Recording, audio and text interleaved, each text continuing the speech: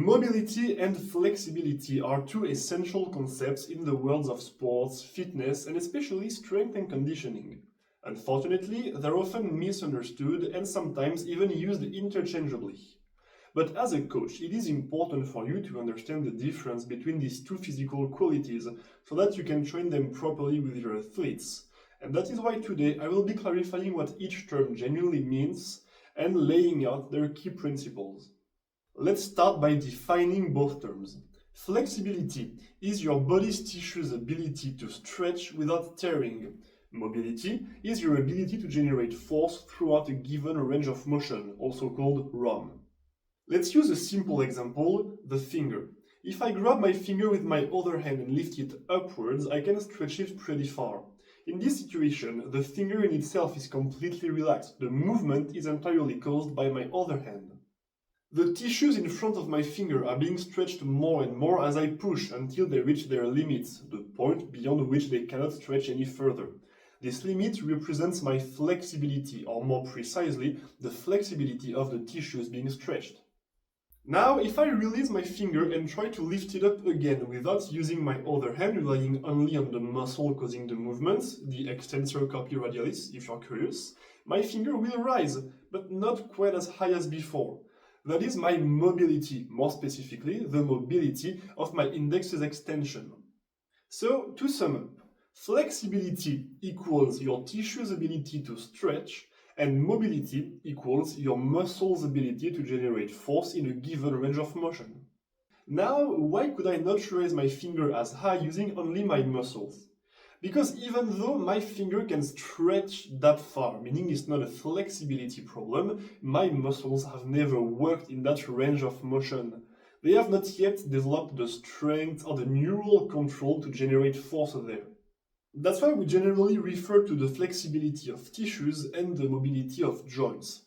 Movements occur around joints, and mobility reflects the muscle's ability to actively move through that available range. Now, how to develop flexibility and mobility? Well, developing flexibility is quite straightforward. If you want your tissues to be able to stretch better, then just stretch them regularly so they can adapt. Find a position in which the tissue you want to improve is stretched and hold it gently. Don't force the movement. The goal is to create adaptations, not injury. Try to maintain this position for 3 minutes or more and repeat it several times a week. There are many ways to stretch depending on your goals. Warming up, improving flexibility, relaxing, and so on. But here we're talking about improving flexibility. Static, long-duration stretches are not the only option, but they're usually one of the best to increase flexibility. Now, developing mobility isn't complicated either. Choose a movement where you want to improve and first assess your current range of motion. Then, strengthen the muscles responsible for that movement, especially at the end of the range where you're the weakest.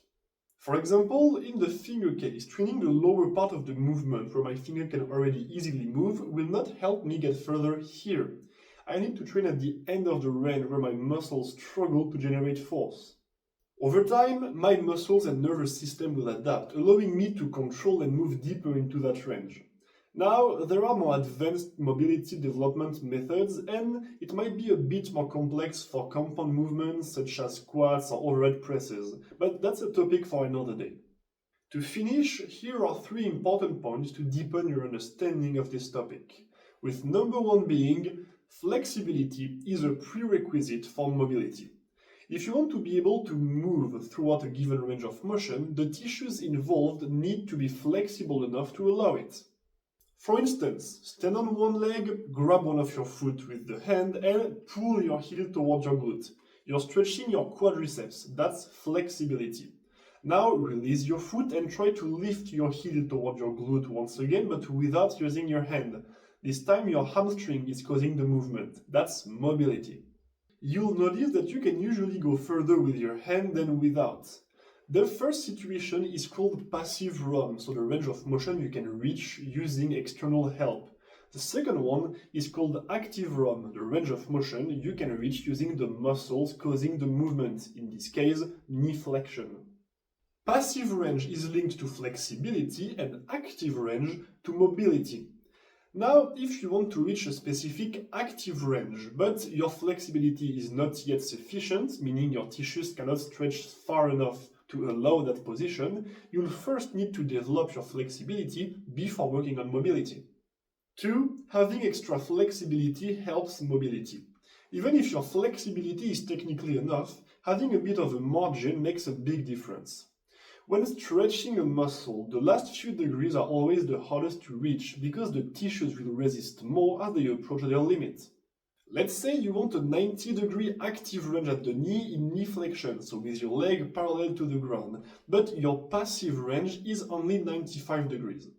Technically, your flexibility is enough, but since 90 degrees will be so close to your limit, it will be much harder to control. However, if you first develop your passive range and get it to 110 degrees, then reaching 90 degrees will be much easier in active range. And by the way, if you think you can touch your glute with your heels while running, it's thanks to momentum. Your hamstrings use the speed to throw your leg up, but that's not really controlled movement. Try to stop it at the top and hold it there, and you will see that's a whole different story. And that is the difference between flexibility under momentum and what we could call true mobility control. 3. Mobility has levels.